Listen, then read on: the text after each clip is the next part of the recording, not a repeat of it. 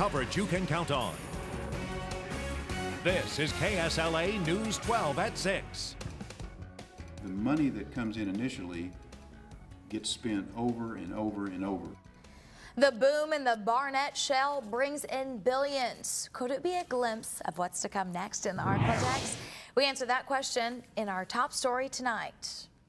The potentially prolific Haynesville Shale is already drawing comparisons to the Barnett Shale in North Texas. As KSLA News 12's Carolyn Roy tells us, it's early in the game here in the ArkLatex, but if the Haynesville hits natural gas gold, it'll be more than just a flash in the pan.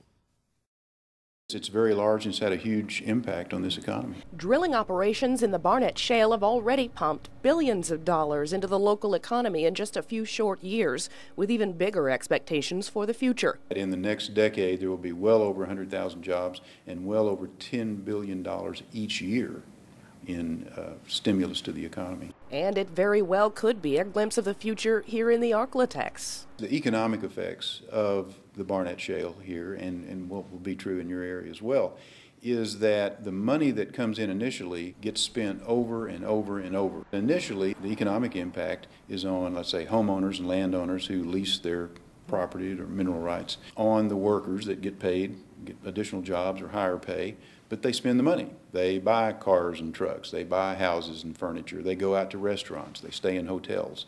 And so the effect it does just spill over to all aspects of the economy. And it's been huge.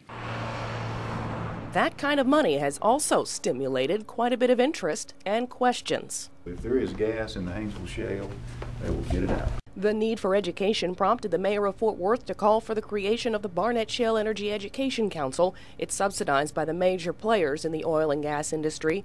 Ed Ireland is the executive director. People just had questions, and they had no place to go for answers. There are a lot of questions here in the ArkLatex as well, and not just from the lease-hounded landowners. Shreveport's mayor and several other city leaders recently made the trek to Fort Worth to meet city leaders there. We've had a chance for our lawyers to talk to their lawyers, for our managerial, executive level folks to talk to their folks, and we're looking at a full range of issues that we have to deal with.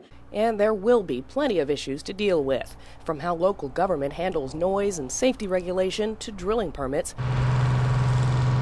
Still an evolving process in Fort Worth. How do we make this industry, which is industrial, the energy, make it, like I said, less adverse against our residents in our neighborhood, our quality of life?